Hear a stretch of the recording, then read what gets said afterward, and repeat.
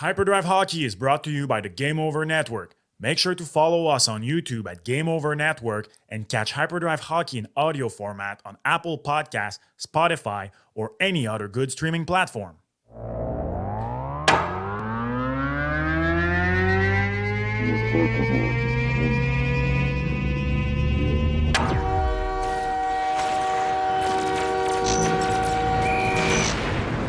Hello, beautiful citizen of planet hockey. Welcome to another episode of Hyperdrive Hockey on the Game Over Network. My name is Max Vanout. Along with me, Daphne Malbeuf. Daph, how are you doing?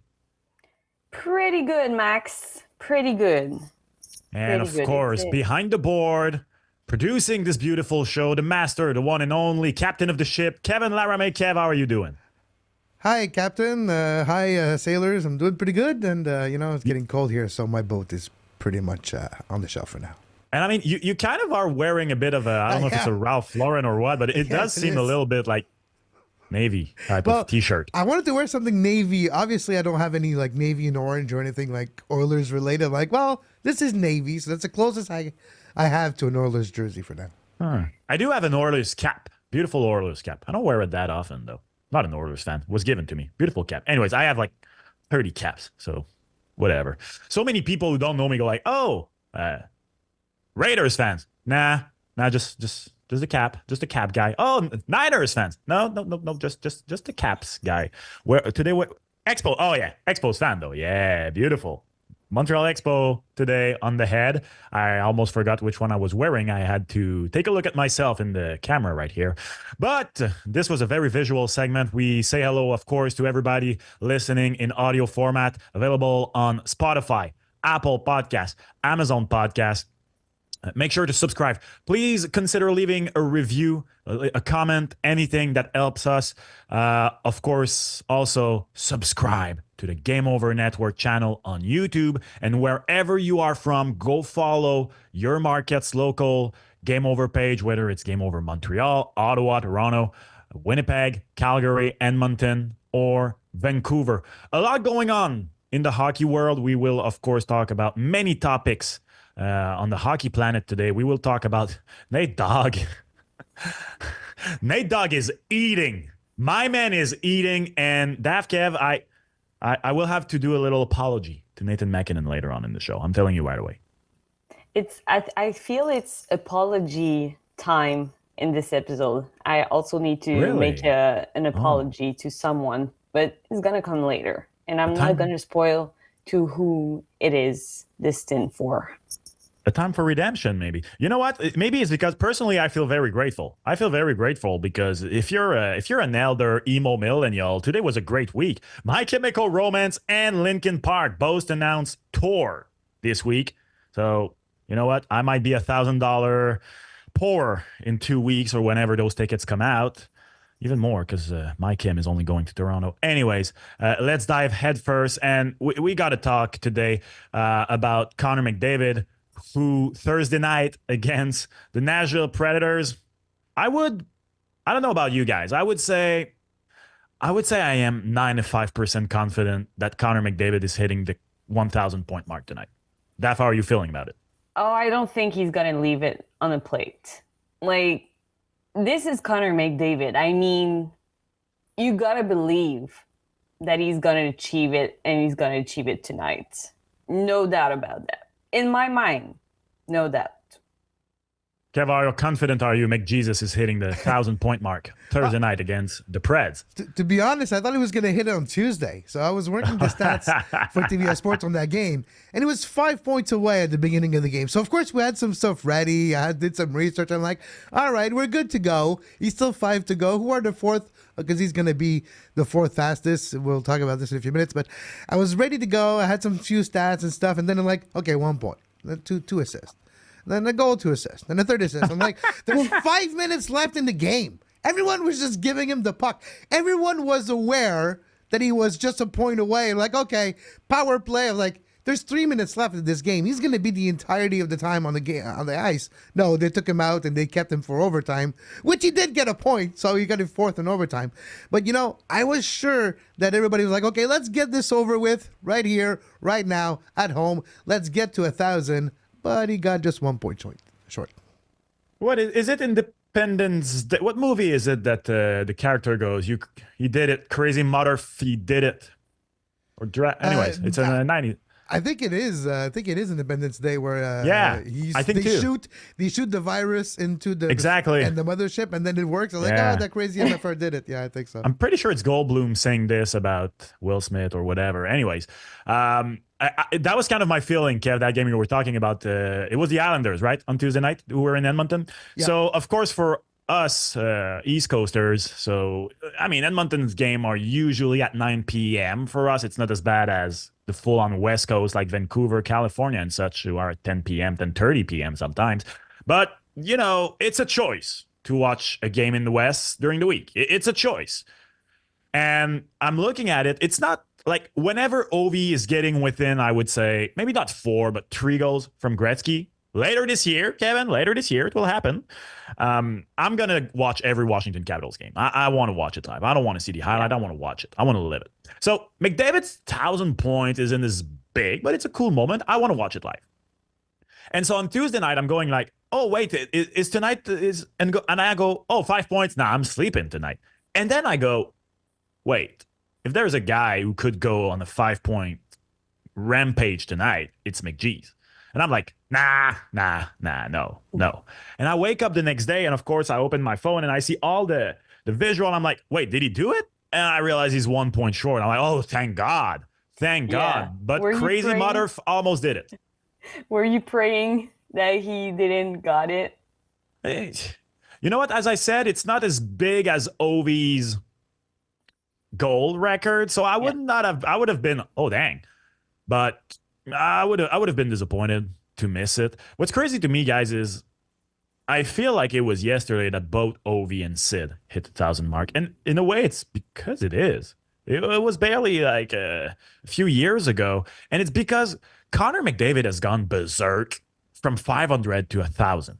This is what has really, really struck me looking at the stats. So only Wayne Gretzky, Mario Lemieux, and Mike Bussey has done it faster than Connor McDavid.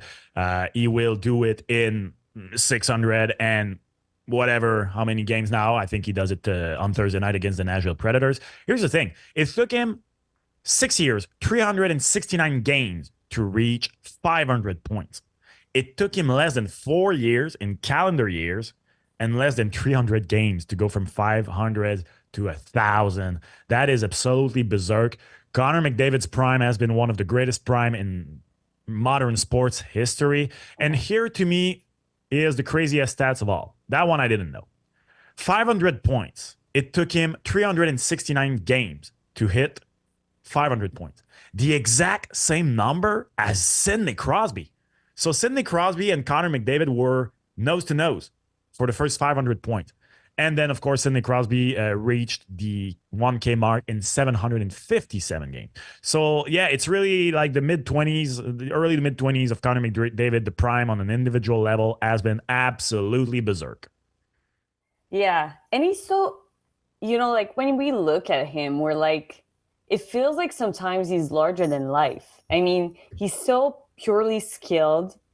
He's playing hockey at the highest level, and he took hockey at a whole new level also. This is what's, for me, it's been impressing, like watching him just being the greatest player, and he's doing the things that all greatest players are doing, but he's doing it at a higher speed, and he also carries a lot of responsibility.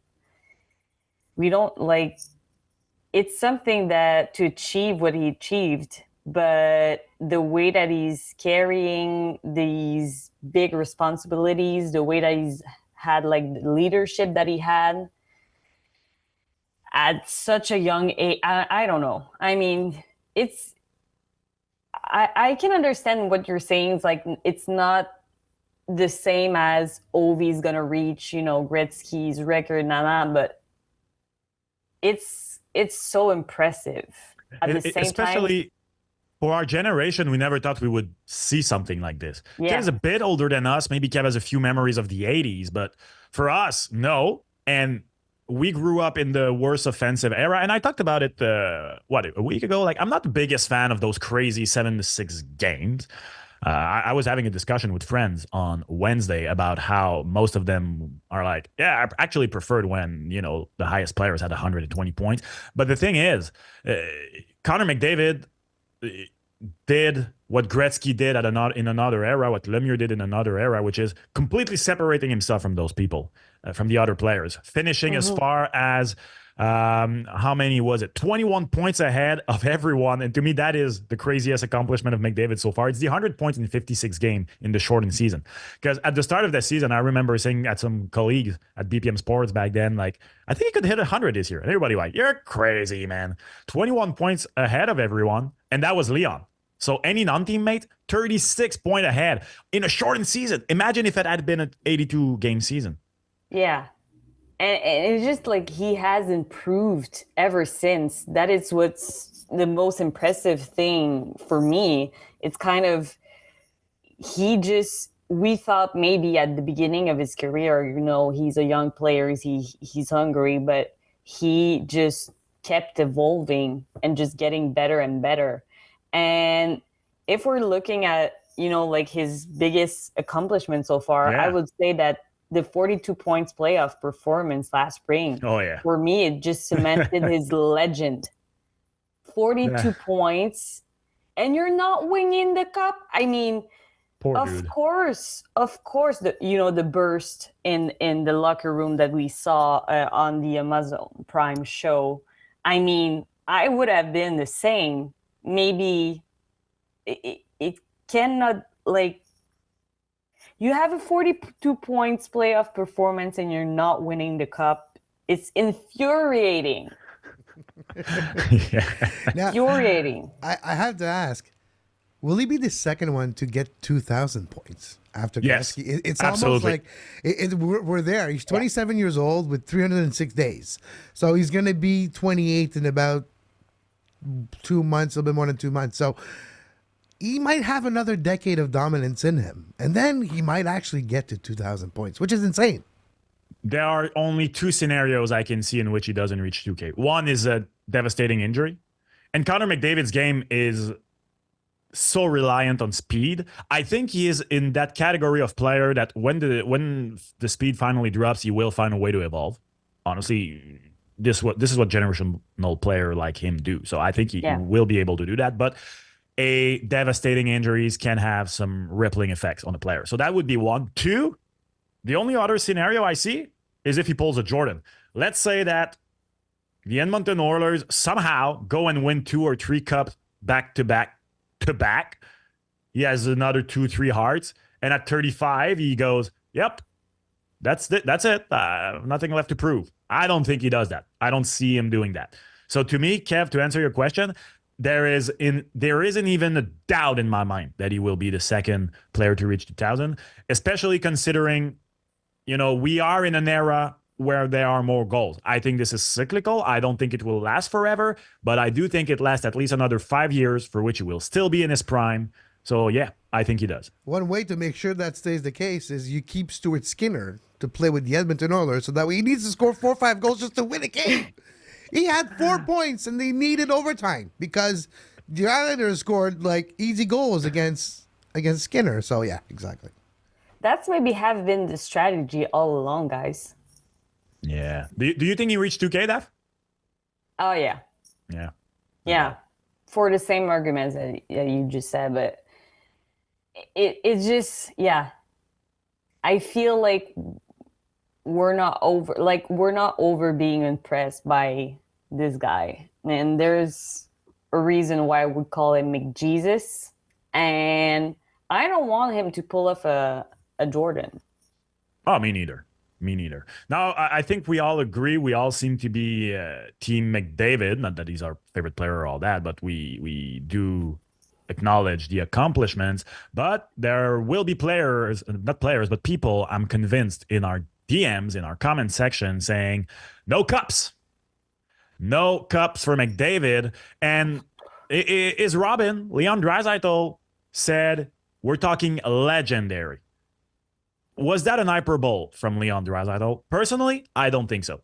Because when we hear something like this about a guy who's freaking 27 years old, he's going to turn 28 in January. You have to go like, wait. Is he on pace for legendary or is he legendary? And to me, the way I personally see this, can't wait to hear you guys on this, is let's say that the unfortunate injury happens right now. Connor McDavid gets injured right now, never plays again. Let's say it happens tonight after he gets the point. 1,000 points in 659 games.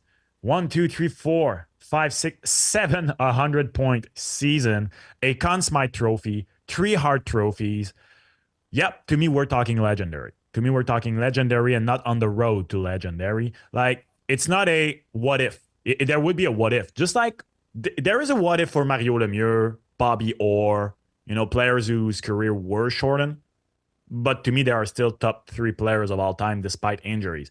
McDavid's not there yet, but he is already legendary status in my mind. I agree with Leon Draisaitl. I don't think that was a hyperbole. Oh, absolutely. I'm so tired of people that are just saying he has no cup. I mean, just the way that he brought the hockey world to a whole new level for me is just, he's this kind of player who changed the face of hockey. Like, there is no discussion about a cup or not. Like, I mean, I'm furious when people are saying that. I was just like, I don't. And something that Jan Mark said was he was the one who pulled us back into the final after we were down 3 games. When I was talking about bigger, like the responsibility that he's carrying on his shoulder. Like, for me, the legend just builds himself in what everything we saw, but also the leader that he's been for this team. So, yeah, I'm 100% with you. And come at me, people who are arguing about the cup or not. Like, I'm not buying that. I'm not buying that. Do you think he's legendary, Kev, or he's on his way to legendary? No, I think he's legendary right now. First of all, you win a Conn Smythe without winning the cup. There's only a handful of players that did that in the history. Shout out to Jean-Sébastien Giguère with the Ducks back in the day. First of all, that's legendary because you need to change the focus of all the voters. Be like, oh, we need to choose the winning side. No, he's so good and was so influential in that Stanley Cup final that he still achieved that goal. Now, the amount of goals he scored in the season, how he's doing it too, how his game itself with speed, his accuracy of shots, and we talk about the power play often when we talk about McDavid and how, oh, he's really good at the power play. Yeah, but more than 2/3 of his points were scored at even strength.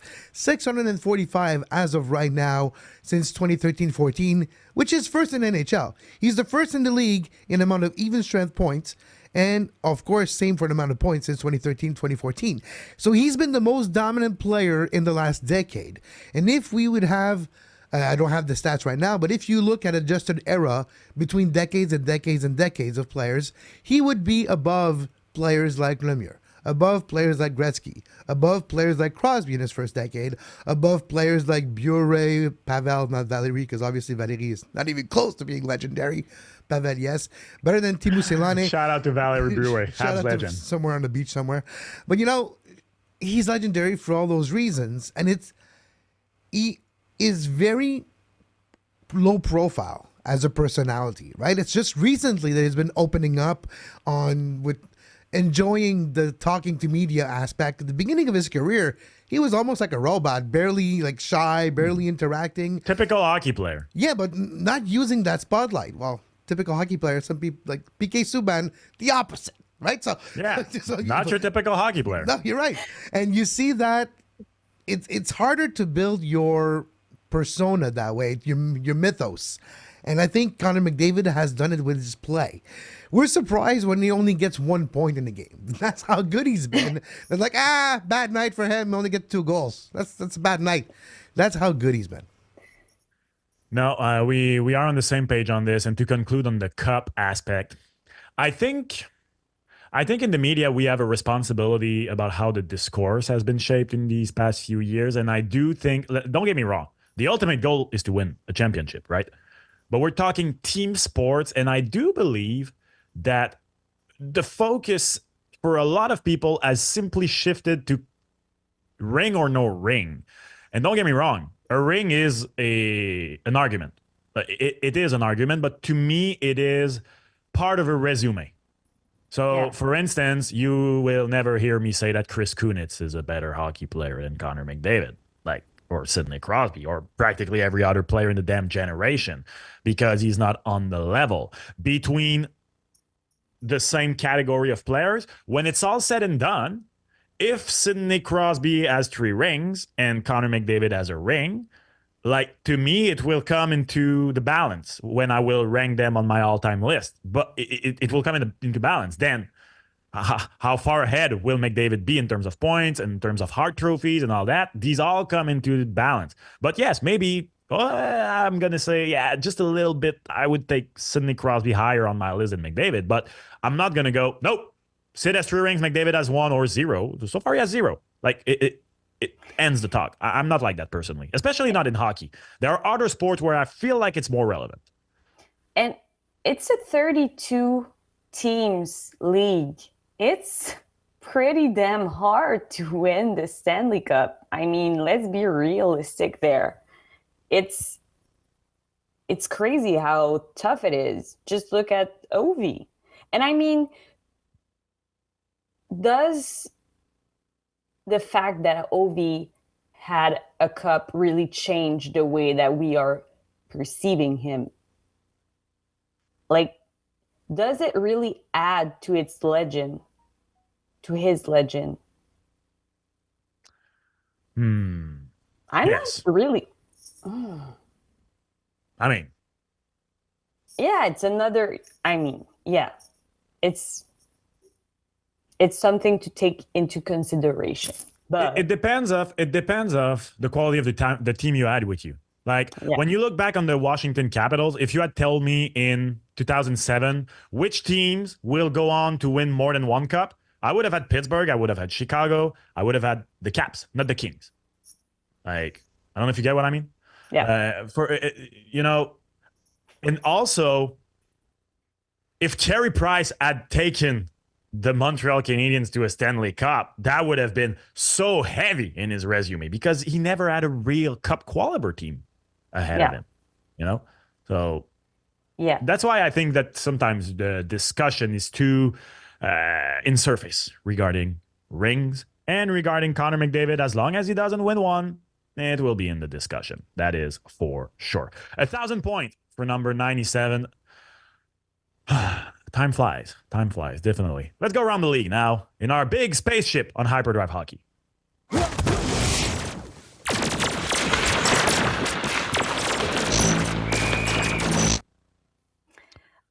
Max, we just went on and on about Connor McDavid and his greatness, but do we give enough credit to Nathan MacKinnon? I mean, do we recognize enough of his greatness? And you talked about making an apology on that one. I'm curious to hear your point.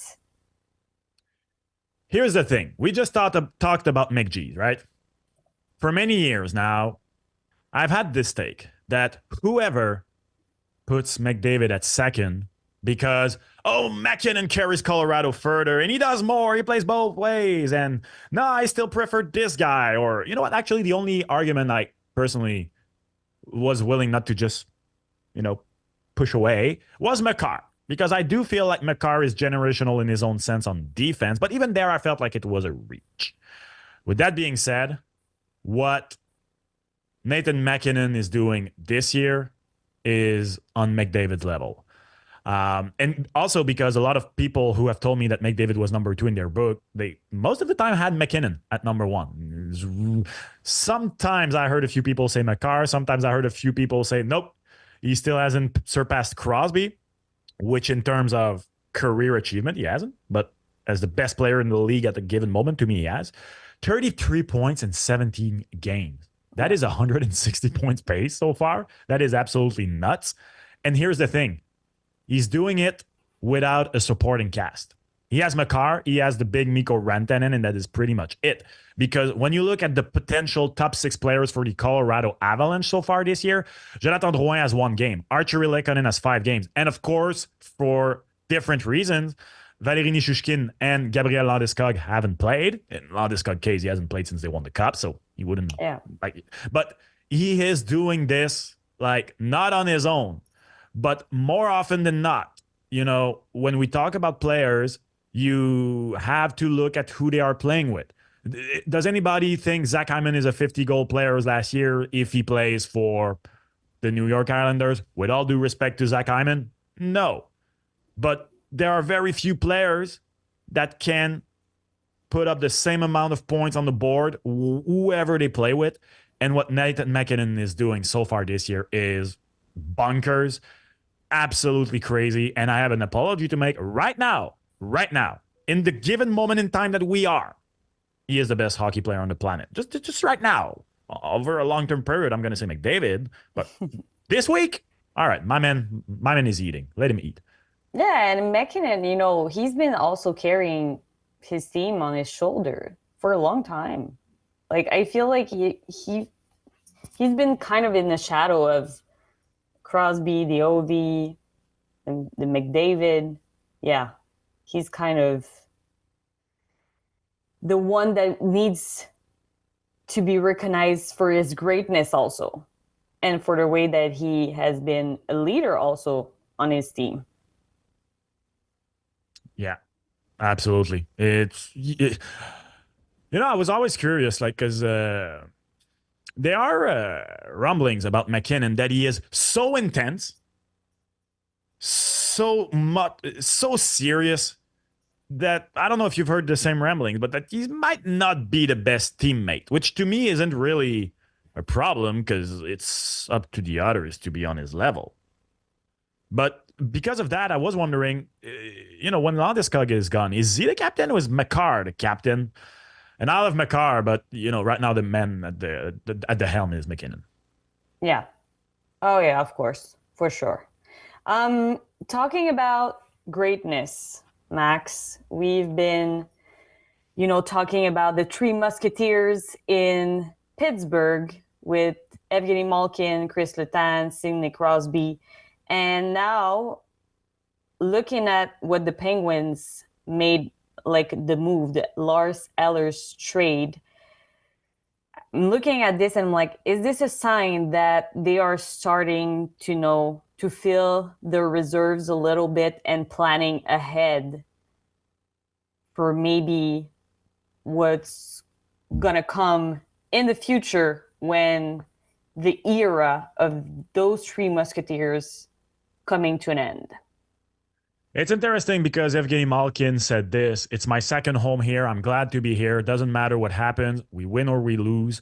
I want to be here, always together with Sid and Tanger." First of all, I got a tear in my eye. Beautiful bromance.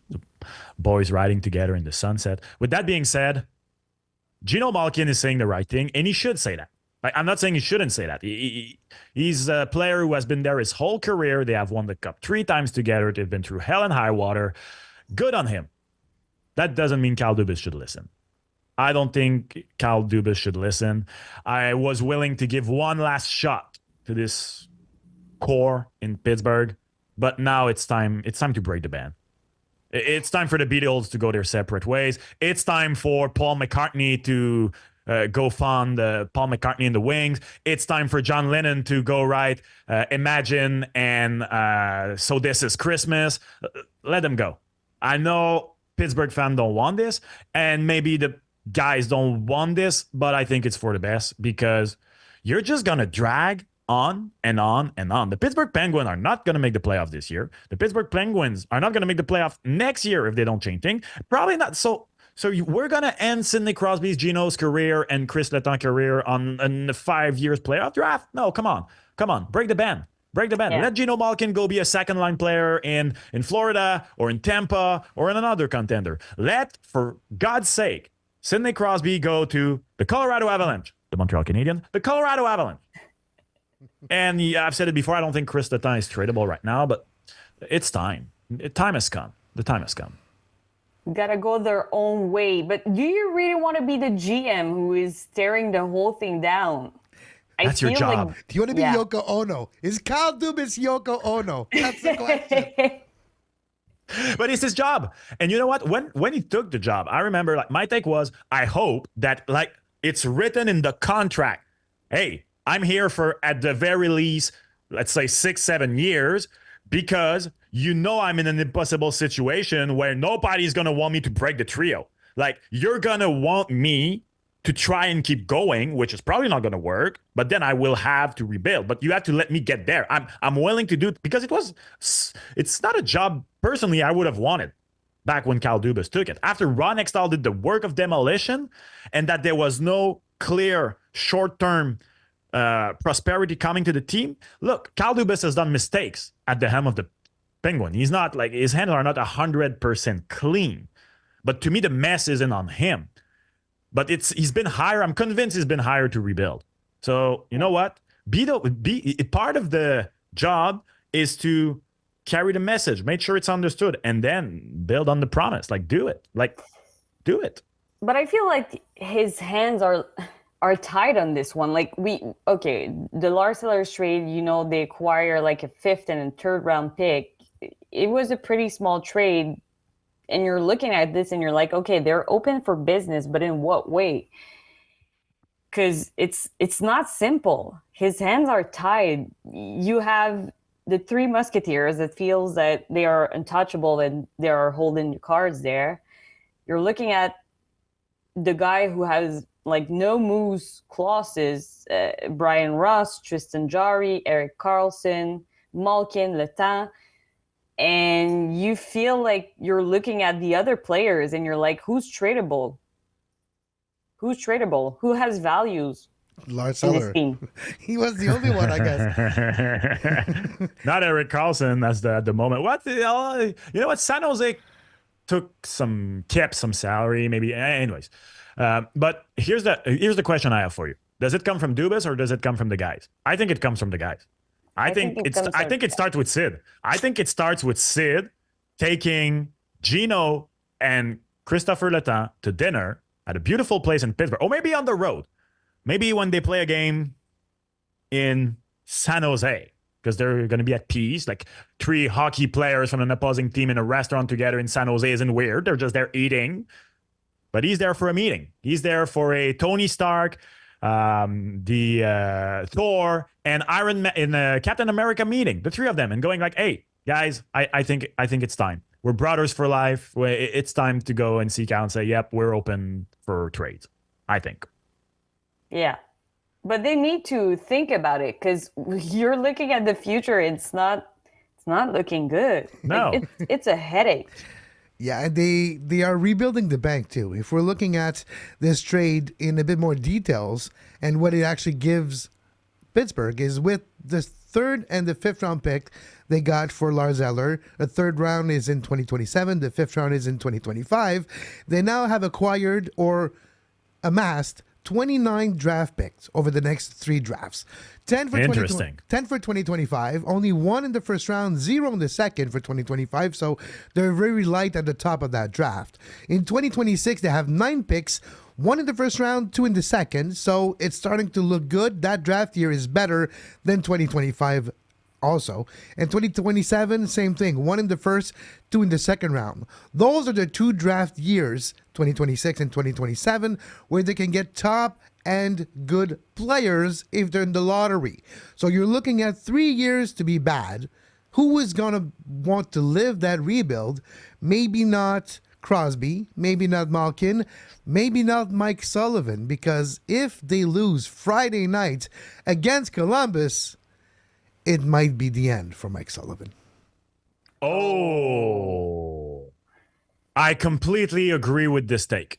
Yeah. And if it's not the end, I'm going to start scratching my head because already in the turmoil that the Pittsburgh Penguins are in right now, I was already surprised that it wasn't done after the debacle against Dallas. Your team gives 6 goals in the first period. Your leaders that are the leaders of all leaders. I mean, there is a 99.99% chance that Sidney Crosby wears the C for Team Canada, both in the 4 Nations stupidity and the Olympics.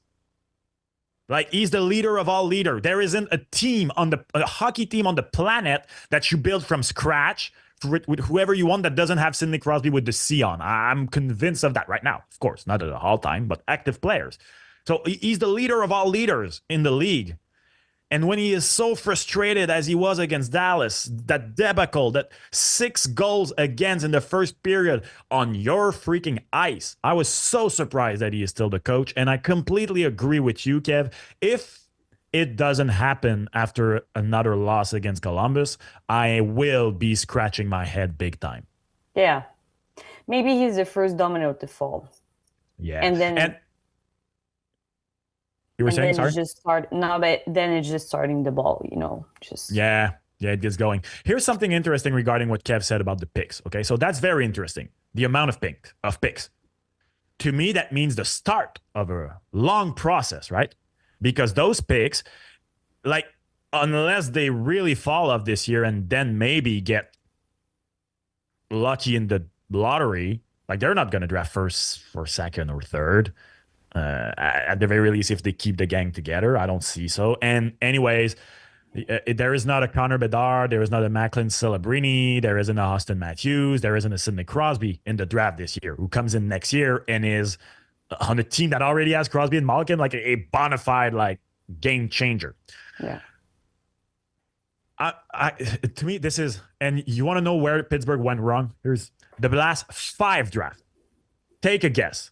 How many players from the last 5 drafts for Pittsburgh have played games with the Pittsburgh Penguins, and how many games have they played combined? The last 5 drafts. That's huge. I would say 2 of them. Okay. How many games do you think they have played? Maybe for 10 games. Okay. Kev, what would you have said? I would say like 4 players, but like the same amount of games or so, 10, 15 games. Only 1 player has played games. Wow. And he's in net right now. It's Joel Blankvist. He's played 8 games. Not a single player from 2021 has played a game. Not a single player from 2022 has played a game yet. Not a single player from 2023 has played a game yet. And they have had only 2 first-round picks in those 5 drafts.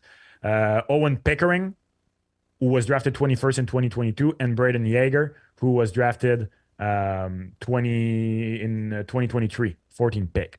So, and of course that they have traded for Roger McGroarty, who's currently in the AHL right now, but there is no short-term future, is what I'm saying here, for the Pittsburgh Penguins.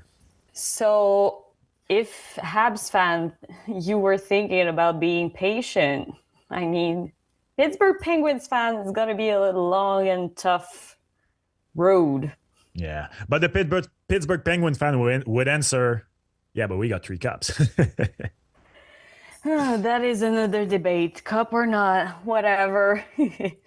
Okay, guys, we need to talk about the Leafs, who, without their captain, Auston Matthews, they're doing pretty good.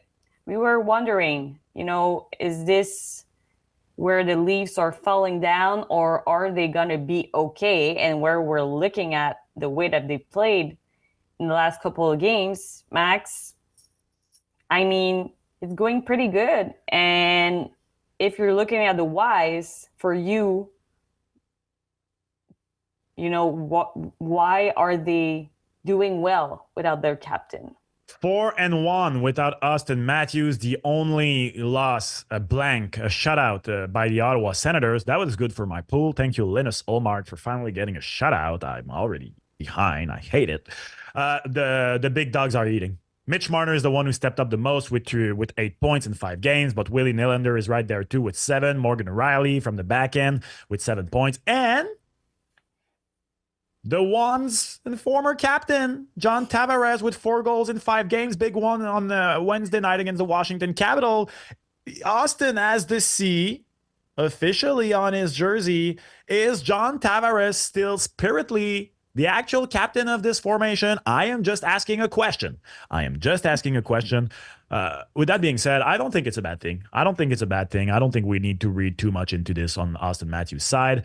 Craig Berube said it. This is, look, what is the point of having so many good players if they're not going to step up when the best one of them falls, right? So to me, it actually might be the best thing that might have happened to the Toronto Maple Leaf this season, figuring it out without Auston. I think he gets back and they're just better. And this is where I'm jumping in, Max, for my apology to From Mr. the rope! Mr. John Tavares. I was kind of surprised by the way, he stepped up when, he doesn't have the C anymore on his jersey to act like the captain, but he doesn't need one. He slid in his former role like old slippers. And he was part of the character win against the Capital yesterday on Wednesday. He scored the game-winning goal, and it was just seeing him having, it was just, he just showed a lot of character on this one. I don't know if you saw the play that led to the overtime winning goal, but just like, Joseph Woll robbed Ovi on this one, and Tavares just took the opportunity to create a breakaway on the play. And, the fact that also Berube leaned on Tavares, he was flying in his game, and it just ended up being a good call. And 18th game winning goal for Tavares. And I'm curious, among the active players, there are 3 players that has more overtime winning goal, or that they scored a game-winning goal more than him. And just game-winning goal, not overtime? Game-winning goals. Ovi. Yeah. Sid. Yeah. Who's been active for so long who could have scored that many goals? Active. Stammer? I would have maybe guessed this one too. But Kane? no, is Not Max Pacioretty? Oh, Brad Marchand? Brad Marchand with 21. Wow. Wait. He wasn't even in my head. His name didn't pop up at any time. Yeah, Crosby and Ovi for me were, I would have guessed those ones, but Brad Marchand had 21, Crosby 22, and Ovi 26. Okay. He's the leader. But so mea culpa to Mr. John Tavares. And as you said, Max, I don't feel like we need to look at this with more interest than just like, okay, the big dogs just stepped up, and I'm glad that they did. I think it's very reassuring for the Maple Leafs fans to see that, they can step up whenever they need, and they're showing character. And for me, it's what's leading maybe to a different scenario in the playoffs this year. This kind of character gonna build up, and you need to cultivate that all year long, not just in the playoffs. As far as I'm concerned with the Maple Leafs, I'll believe it when I see it. I'm sorry. This is it will soon be Christmas movies season, and an all-time classic for me is Polar Express. And in Polar Express, you have to believe to see. You have to believe to hear the little ring, little bell. Well, I would not hear the bell. The bell would make absolutely no sound to me. I'm gonna have to see to believe. Well, let's hope that the bell is gonna ring when it's time. And on this one, we're gonna go to our hot seat segment of the show.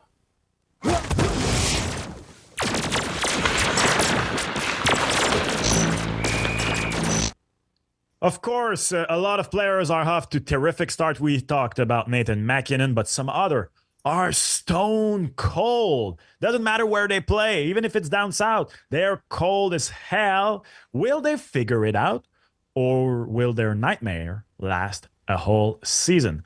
I have identified 5 different players off to let's say, at the very least, subpar start. Most of them are young, but not all of them. And we'll start in Buffalo, where Dylan Cousin, after proving that he can be a very good second-line center last year, hasn't found his game yet this year. 3 goals, 4 assists, 7 points for Cousins in Buffalo in 16 games. That is a 35-point pace season.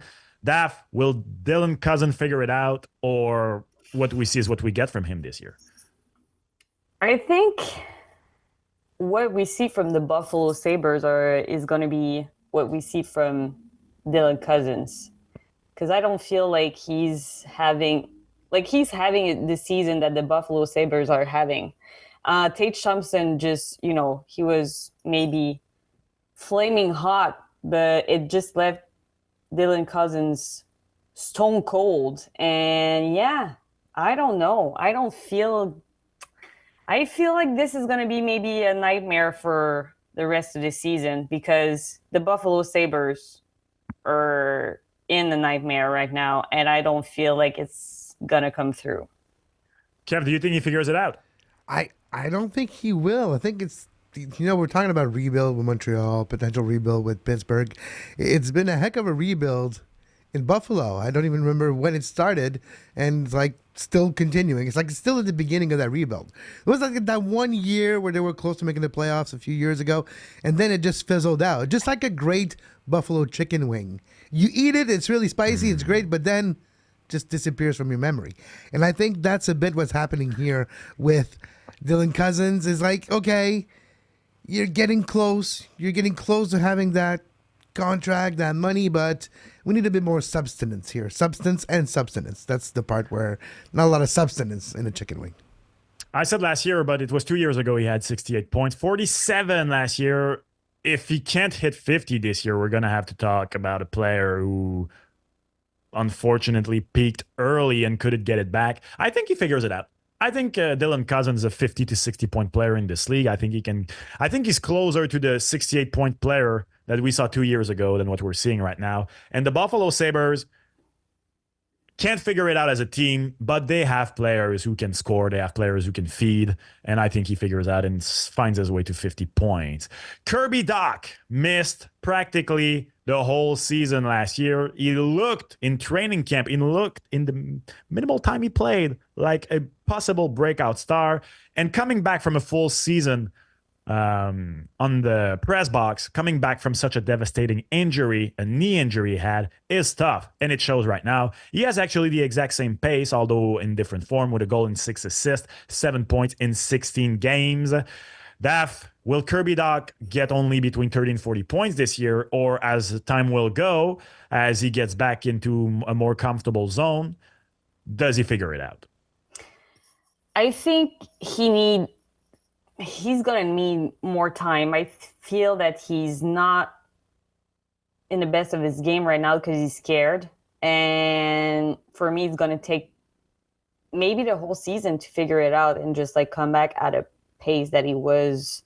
I see him having maybe more success down the road, and maybe just a little bit over 35 points and maybe a little over 40 points, but the Habs are not scoring that high, Kev. I agree with Daff, and I want to bring it back maybe to the human side for a second that we often forget. When we're looking at injuries, sometimes it's trivial to us. It's just numbers. How long will it take? We forget the actual pain threshold, the pain level that a knee injury includes, and also all the rehab. I've seen players in my days of covering soccer and coming back from injury and never being the same. When you have a knee injury like that, you are so scared to being injured again, but it's not even conscious. It's unconscious. It's that level of pain you went through. It's the level of pain in rehab that you've been through. It's oftentimes when athletes talk about rehab, like in a personal level, in an interview after their career, it's week to week. It's not even day to day, or it's month to month. Sometimes you're a month without even seeing an inch of progress. It's like, okay, can I compare this month to last month? Did I progress? Do I have more mobility, more elasticity? Do I have a strength back? And I was watching on the NFL Network talking a documentary about Steve Smith Senior, because his name is son Steve Smith, so he's now senior receiver. Yeah, don't get me started on calling you junior or whatever. But he was late in his career. He went to Baltimore, and he was really mad that the Panthers let him go and all that. And then he gets injured his first year in Baltimore. He didn't want to end that way. And at 37 years old, he had a really significant knee injury and leg injury. And you see the process through the rehab and how he was ready to quit almost on a daily basis. Why am I doing this? Why am I coming back? But when this type of injury happens when you're young, you're a bit of an unknown situation. What is that? Was it happening? How is that pain? How is it going to last? And then that trauma of that pain is always present, even without you not being conscious about it. And it takes a long time before you can go all in your efforts and even go through that wall and that ceiling of fright, because you're scared to get injured again, and you need to break through that glass ceiling and then know that you're going to be okay. And when you're that young, like Kirby Doc, in your career, before you have any big accomplishment, that is a big trauma to overcome. Mm-hmm. That was poetic. That was poetic. I think he figures it out, but too late. And so we'll be around 40 points this season, Kirby Doc. The once golden boy, one of my favorite. You love him or you hate him. I love him. Trevor Zegras is having a catastrophic season so far. A goal, 2 assists in 15 games. Look, this is a wish. This is not what I think. This is a wish, because I have him on my pool and I haven't given up yet. So he's going to figure it out. But he might not figure it out in Anaheim. That's all I'm saying.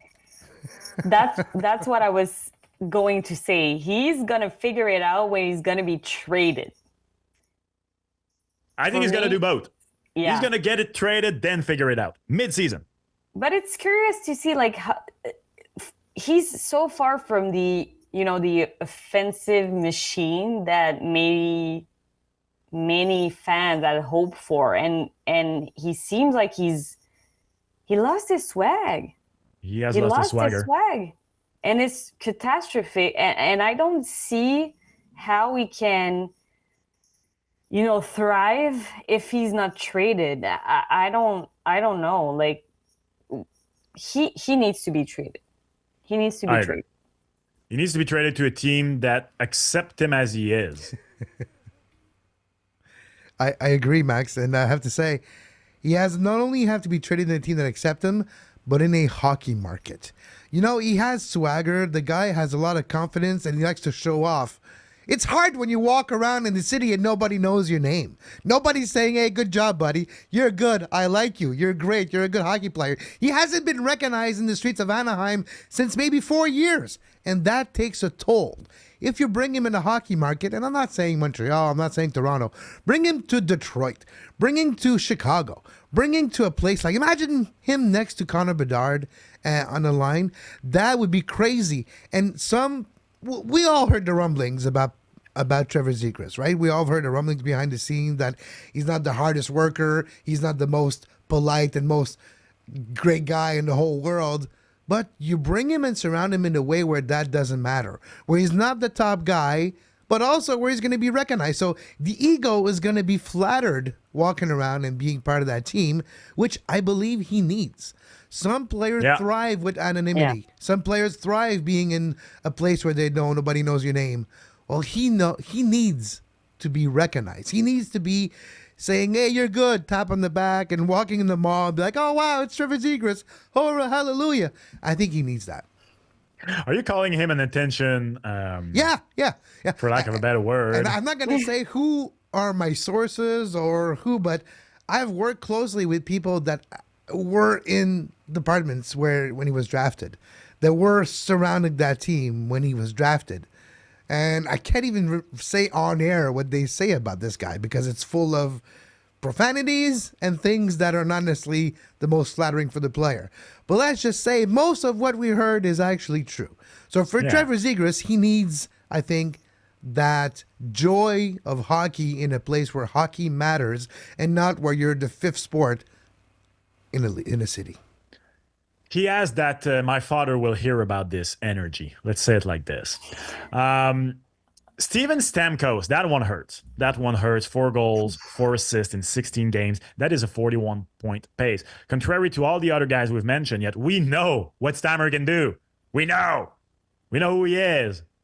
We know the name. We remember the name. 40 goals last year. Right now he's on pace for 41 points. Does he figure out that? Oh yeah, I feel like he has the experience to do so. And at some point, it's gonna click. I feel he's gonna find a way to make up for the slow start, because he's Steven Stamkos. That's why I feel like he can make it. The last time that he was close to 40 points, it was in 2013 and 14, and he was playing 37 games. I mean, what's going on with Steven Stamkos? I don't even know how to explain this. Other time. Yeah, maybe. And 34 points, in 38 games in 2020 and 2021. But whatever, I feel like he's Steven Stamkos, so he can truly figure it out with the experience that he has. Okay, what do you think? I think Tampa Bay might have known something that we didn't. And they cut bait when it was time. Father time. We talk about the growth of players, right? We talk about the growth and decline. The decline of a player is not necessarily a line. Sometimes it's a wall. Sometimes it's a brick cliff. wall. Yeah, sometimes it's a cliff or a brick wall like behind me. And I think Steven Stamkos hit the brick wall. Nashville, you don't have the same training regimen, right? He doesn't have the same training habits. Starting the season, you don't have the same training partners. You can't necessarily do all the things that you've been doing in Tampa Bay. And I do think that for somebody that's used to their environment in a way that Stamkos was, only having played for the Lightning, I think that shows. And I think when you're bringing in other players like Jonathan Marchessault, who are still missing in action, that doesn't help the situation. And I think for Stamkos, he's figuring out that, wow, it's not necessarily easier, and maybe I was well surrounded in Tampa Bay, not just on the ice, but I think when it comes to the entire organization. Tampa Bay Lightning are known as one, if not the best organization from top to bottom in the NHL. The Predators are not. So you don't necessarily have the same amount of services for recovery, same type of catering, same type of living situation. Nashville's pretty great to live in. Like, you got a lot of nice things in Nashville. But Tampa Bay as an organization, and I think that might be the consequences we're seeing on the ice. Yeah, I think playing with Steven Stamkos, Braden Point, and company can inflate your stats for a player late in his career like Steven Stamkos. He's my guy. I hope he figures it out. I don't think he does. And this guy might have figured it out already. Has he figured it out? He has 4 points in his last 2 games. He's now up to 4 goals, 5 assists in 40 games. That is just a 53-point for Elias Peterson, a point per game getter, 100-point man. Does he figure it out, Kev? I think he does. I think Elias Peterson is actually on the way to figuring it out. From the Vancouver perspective, it's pretty big topic about Elias Peterson, right? Right now, it's like he's the one topic that are like, where is he? We spent so much money. What is happening with this dude? I think he's figuring it out, and I think the team itself, too, is figuring out the second era of Rick Tocchet. Taylor Swift is in Canada this week. So the second era for the Eras Tour of the Vancouver Canucks is how to live with a Rick Tocchet when the rah-rah is over after the first year. Now it's more, how do we progress all together? Tocchet is figuring that out, and I think with Peterson and company, they're going to figure it out and how to achieve the same level of success that their ambitions and expectations had done.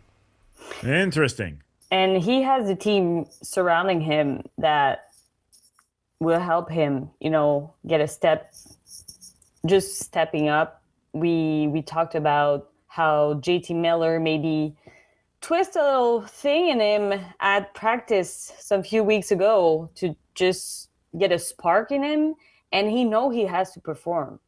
So I think he's going to be able to figure it out.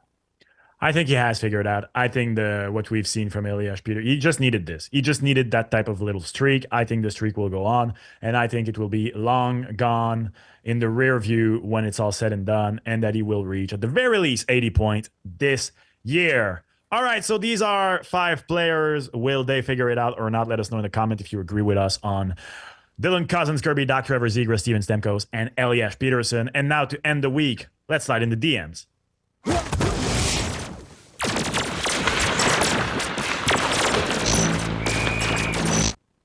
All right, so we answer to your comments, whether it's on YouTube, TikTok, and of course, you can send us an email at hyperdrivehockey@gmail.com.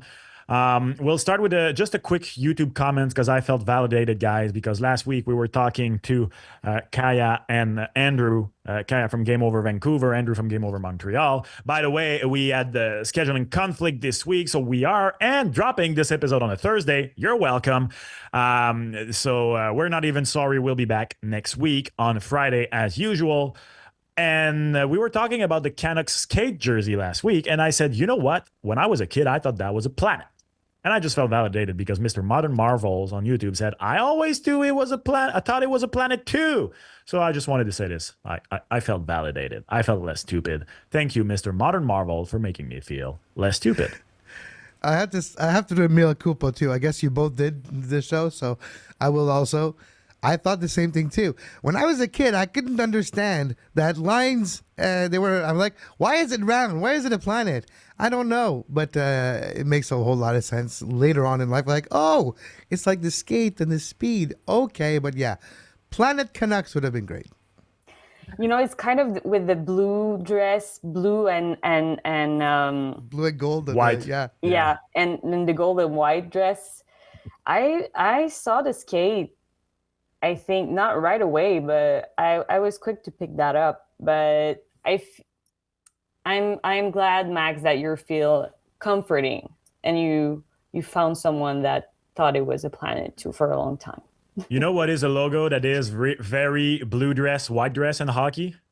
It's the Minnesota Wild logo, because it is a scenery of a forest with the forest, the moon, the star, and the river. Personally, when I was a kid, somehow I didn't even see this. All I saw was the bear head.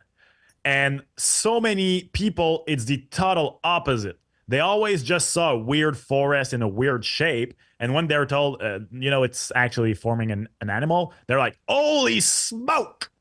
So many people don't see them both. So I always thought that was hilarious. Because to me, that it was the opposite. It's kind of like left brain, right brain thing. Yeah, I feel like we're gonna have like maybe it's kind of like a date question, for people out there who are in the dating world. Let your date see the logo and what are you seeing there? The dating world? It's gonna give you a lot of perspective on who this person is. Yeah. Tell me, what do you see in this logo, and I'm gonna tell you who you are. Yeah, at least with the Wild, it all fits with the name. Yeah. So to me, what was even more confusing with the Canucks as a kid is the logo that was the actual logo after that was an orca. And even before I knew it was this guy, I was like, what's a Canuck? Now it's an orca. Before it was a planet. What's a Canuck? And then, of course, later on, I learned about what a Canuck is. It's a term in some First Nation language to mean Canadian and all that. But when I was a kid, I was just like, what the heck is a Canuck? Like, that was so confusing to me. At least the Wild, it's not confusing. It's a wild scenery. So I thought the orca was a Canuck. I thought this is... We all did. Those of us who didn't speak English as kids, of course, not our first language. So we were like, the heck is a Canuck? Okay, so we got an email this week from Caddy from Ottawa who says, hi there, Montreal fan in Ottawa. Beautiful. It feels to me like, again, the Habs could get the first overall pick in the wrong season. If they get there, should they consider trading it to improve? That is very interesting. I guess what she's saying by the first overall pick in the wrong season is that there isn't a very prized player at the top, like it was the case for the last 2 years. Macklin Celebrini, Connor McDavid. In 2022, when the Habs drafted first overall, it was that type of year. There was no consensus pick. We had absolutely no idea where Montreal was going to go with that first overall pick. Were they going to go with the big winger, which is what they did with Uri Slavkovsky, what many consider like the more sure pick, two-way center in Shane Wright, the more offensive upsided center, but I mean, no, not necessarily Jack Hughes type of talent in Logan Cooley. I'm no draft expert. I am no prospect expert. I read a lot on the subject because it's my job to be informed on that. And I do feel, Caddy, like this is the consensus. So, of course, James Haggans has been the most prized pick, but a lot of people are talking about Martone. There are a lot of guys that can get into the conversation. And you know what, we're far from there. So far from there. But personally, if I am Ken Hughes, like I am pumping the tires here and there if I get that pick. Yes, because he's been talking about accelerating. He's been talking about the freaking mix.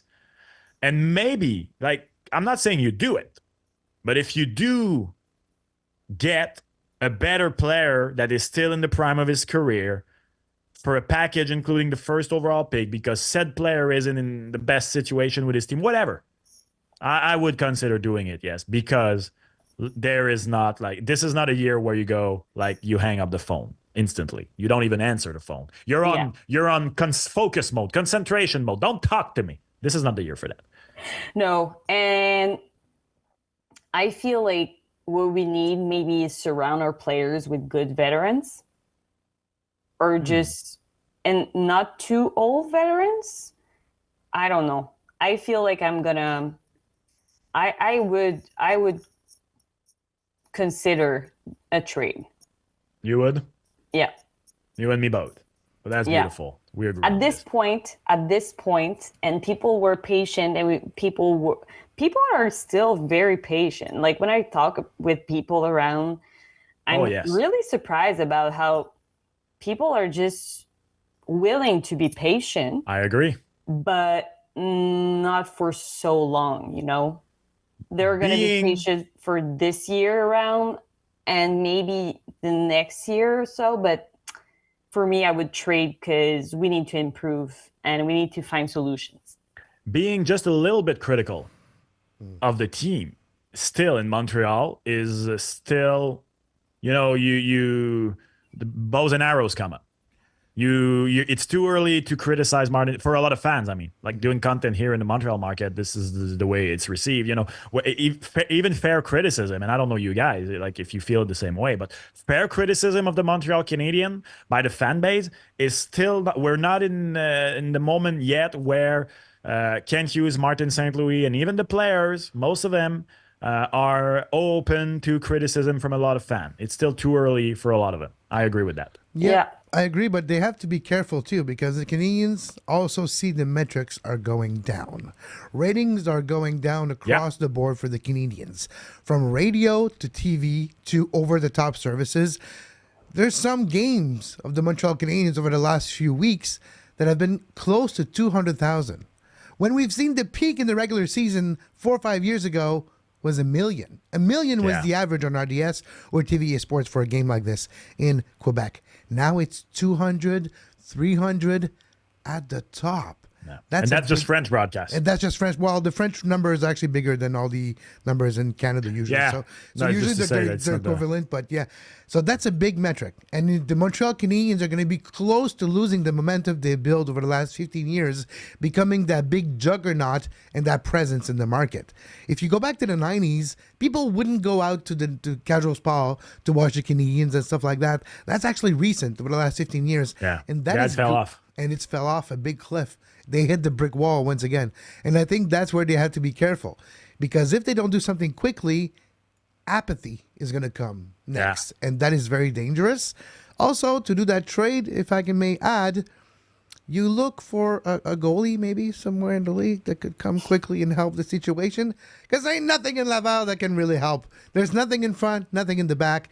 The goalie situation could be helped by dangling a number 1 draft pick in a year in a year where it's not that good. So you're like, look, on 1 draft pick, we can package it with like maybe a player that's up and coming that is not necessarily going to be that good. You're like, okay, sure, let's package him with a number 1 draft pick, and you get a top 10 in the league goalie. And then, Oh no, a top 5 for the first, a top 3. Sure, for the first pick.